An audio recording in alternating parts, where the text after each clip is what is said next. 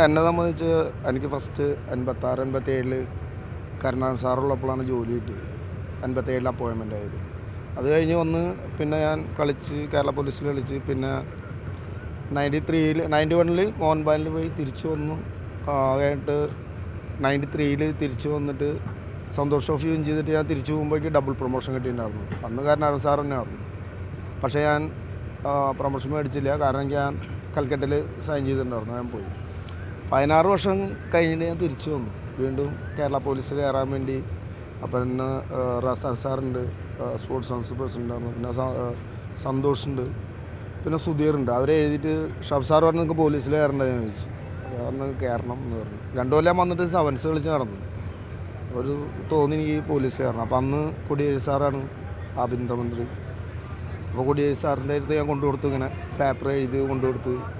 പറഞ്ഞ് എന്താ പോലീസ് പേടിച്ചിട്ടാണോ പോയതെന്ന് ചോദിച്ചു. ഞാൻ പറഞ്ഞു സാർ അതല്ല, വീടുണ്ടായിരുന്നില്ല അതുകൊണ്ട് പോയതാണെന്ന് പറഞ്ഞു. അപ്പോൾ അത് കഴിഞ്ഞ് ഞാൻ ജോയിൻ ചെയ്ത് ഒരു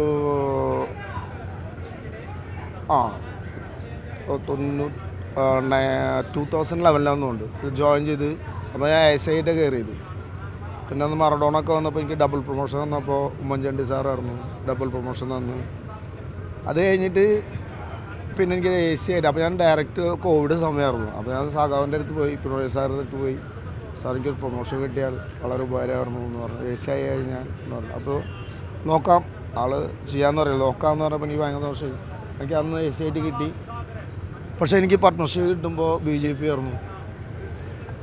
പത്മശ്രീ കിട്ടിയപ്പോൾ BJP ആണ് ഭരിക്കുന്നത്. അത് കഴിഞ്ഞ് പത്മശ്രീ കിട്ടി കഴിഞ്ഞിട്ട് പിന്നെ സാറിൻ്റെ അടുത്ത് ചെന്നു. ഞാൻ പിണറായി സാറിൻ്റെ അടുത്ത്, സാറേ ഒരു പ്രൊമോഷൻ കിട്ടിയെങ്കിൽ അത് നോക്കാമെന്ന് പറഞ്ഞു. പക്ഷേ റിട്ടയർഡ് ആയതിൻ്റെ തലേദിവസം എനിക്ക് പ്രൊമോഷൻ കിട്ടി. അപ്പം എന്നെ സംബന്ധിച്ച് ഈ 3 പേര് എൻ്റെ കൂടെയുണ്ട്. അപ്പോൾ എനിക്കൊരു പാർട്ടി എന്ന് പറഞ്ഞിട്ട് ഒരിക്കലും നിൽക്കാൻ പറ്റില്ല. അപ്പോൾ എല്ലാവരും അല്ല, കൽക്കട്ടയിൽ നിന്ന് മറ്റേ ഒരിക്കലും വിളിച്ചില്ല, ഇതേവരെ ലൈഫിൽ വിളിച്ചില്ല. അപ്പോൾ ഞങ്ങളുടെ ദാസ് മുർഷിദ് എന്ന് പറഞ്ഞിട്ട് പ്രസിഡൻ്റായിരുന്നു പണ്ട്. ആൾ മരിച്ച്, ആൾ കോൺഗ്രസിൻ്റെയാണ്. അപ്പോൾ ആളുടെ വൈഫ് വിളിച്ചിട്ട് പറഞ്ഞു ഇലക്ഷൻ വെക്കണം എന്നൊക്കെ പറഞ്ഞു. ഞാൻ പറഞ്ഞു പറയാം എന്ന് പറഞ്ഞു. അതേപോലെ തന്നെ ഇതിപ്പോൾ അടുത്ത് ഒരു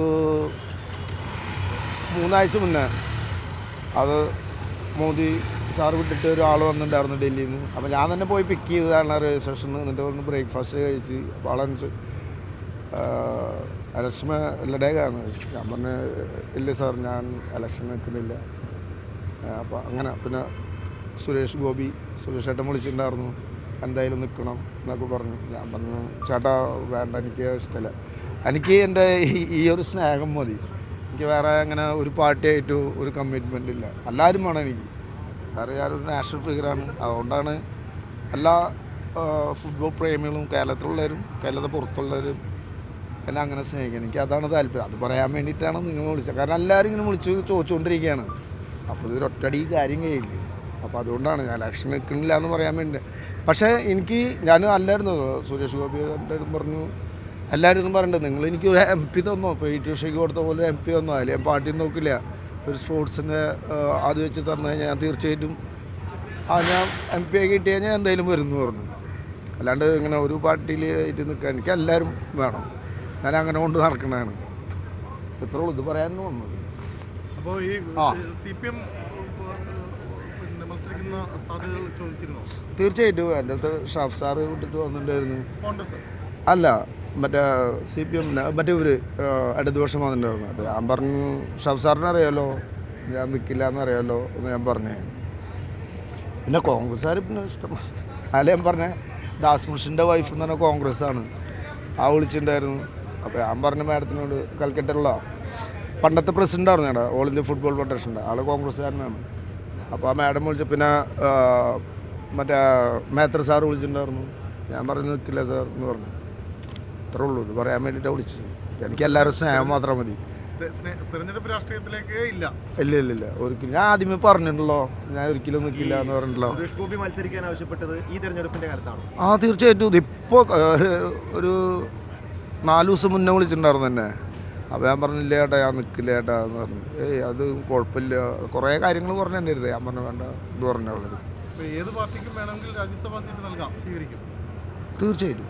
അതൊരു MP കിട്ടാന്ന് പറഞ്ഞാൽ അത് സ്പോർട്സിൻ്റെ ഇതിൽ കിട്ടിയാലേ പോകുള്ളൂ. അല്ല അവിടെ നിന്നിട്ട് ഈ പാർട്ടിയിൽ ചേര് ആ പാർട്ടിയിൽ ചേരുന്ന് പറഞ്ഞാൽ നടക്കില്ല. അത് ഏത് പാർട്ടി വന്നാലും MP സ്ഥാനമൊക്കെ കിട്ടാൻ കുഴപ്പമൊന്നുമില്ല. അപ്പോൾ എല്ലാ തെരഞ്ഞെടുപ്പ് വരുമ്പോഴും ഇനി വരില്ലല്ലോ. ഇനിയിപ്പോൾ എല്ലാവരും ഇതിപ്പോൾ കേരളത്തിലല്ല, ഇനിയിപ്പോൾ അടുത്ത തെരഞ്ഞെടുപ്പ് വരുമ്പോൾ ആരെങ്കിലും ചോദിക്കാൻ പറ്റില്ല. എല്ലാ തെരഞ്ഞെടുപ്പ് വരുമ്പോഴും IM ഒരു പിന്നെ ചൂടേറിയ തെരഞ്ഞെടുപ്പ് സബ്ജക്റ്റാണ്. അത് എല്ലാ കൊല്ലം ഉള്ളതാണ്. പക്ഷേ ഈ കൊല്ലം കുറച്ച് കൂടുതലായിരുന്നു. അല്ലാണ്ടിപ്പോൾ അമിത്ഷാ വിട്ടിട്ട് ഇങ്ങോട്ട് വരേണ്ട കാര്യമില്ലല്ലോ. അപ്പോൾ അമിത്ഷാൻ്റെ മെയിൻ ആളായിരുന്നു വന്നത്. അപ്പോൾ ആളെടുത്ത് ഞാൻ തന്നെ ബ്രേക്ക്ഫാസ്റ്റ് കൊണ്ട് ഞാൻ തന്നെ പിക്ക് ചെയ്ത് രണ്ടുപേരും അമിത്ഷാ അന്ന് രണ്ടുപേരും ഒരേ മാതിരി തന്നെയല്ലേ. അപ്പോൾ ഞാൻ തന്നെ പിക്ക് ചെയ്തിട്ട് എൻ്റെ വണ്ടിയിൽ കൊണ്ടുപോയിട്ട് ബ്രേക്ക്ഫാസ്റ്റൊക്കെ കഴിക്കാൻ കൊണ്ടുപോയത്. അപ്പോൾ ഞാൻ പറഞ്ഞു സാറിൻ്റെ അടുത്ത് ഞാൻ നിൽക്കില്ല സാർ എന്ന് പറഞ്ഞിട്ട്. അത് മതിയില്ലേ? ഓക്കെ അല്ല? ഇന്നിപ്പോൾ നമ്മുടെ ഈ ടൂർണമെന്റിനെ പറ്റി കൂടി പിന്നെ നല്ലൊരു ചാൻസാണ്. രണ്ടാമത്തെ കൊല്ലമാണ് എൻ്റെ അമ്മയുടെ ടൂർണമെൻറ്റ് നടക്കുന്നത്. കഴിഞ്ഞ കൊല്ലം വേടനാണ് വന്നത്. അപ്പോൾ എല്ലാവർക്കും അറിയാം നല്ലൊരു സക്സസ് ആയിരുന്നു. ഇവിടുന്ന് തൃശ്ശൂർ ടു തിരുവനന്തപുരം ഏറ്റവും ബെസ്റ്റ് ടൂർണമെൻറ്റിന് കിട്ടിയാണ്. അപ്പോൾ ഈ കൊല്ലം 22-ാം തീയതിയാണ് ഇനോഗ്രേഷൻ. അപ്പോൾ വേടനോട് പറയണം, വേടൻ വരുന്നു വിചാരിക്കുന്നു. വേടൻ എന്നോട് പറഞ്ഞു കല്യാണത്തിന് പോയപ്പോൾ മറ്റേ ഓസ്ട്രേലിയ ട്രിപ്പിൽ എന്തായാലും വരും വിജയേട്ടാ എന്ന് പറഞ്ഞാൽ. അപ്പോൾ പിന്നെ വിനായക് വരാമെന്ന് പറഞ്ഞിട്ടുണ്ട്. അവരെല്ലാം നല്ല സക്സസ്ഫുള്ളായിട്ട് പോകണമെന്നില്ല. അവിടെ നല്ലൊരു ടൂർണമെൻറ്റാണ്.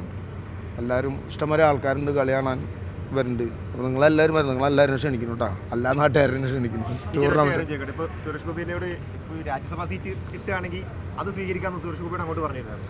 ഞാൻ പറഞ്ഞു ചേട്ടാ, ഞാനെപ്പോഴും പറഞ്ഞാ ചേട്ടാ എന്തിനാ ഇലക്ഷൻ വരുന്നത്, നിങ്ങളുടെ MP സ്ഥാനത്താ ഞാൻ വന്നോളാം എന്ന് പറഞ്ഞു. ഇപ്പോൾ PT ഉഷയ്ക്കും സച്ചിനും ഇവർക്കൊക്കെ കൊടുത്തല്ലേ, ഞാൻ അതിൽ പാർട്ടി നോക്കില്ല, ഞാൻ വരാമെന്ന് പറഞ്ഞു.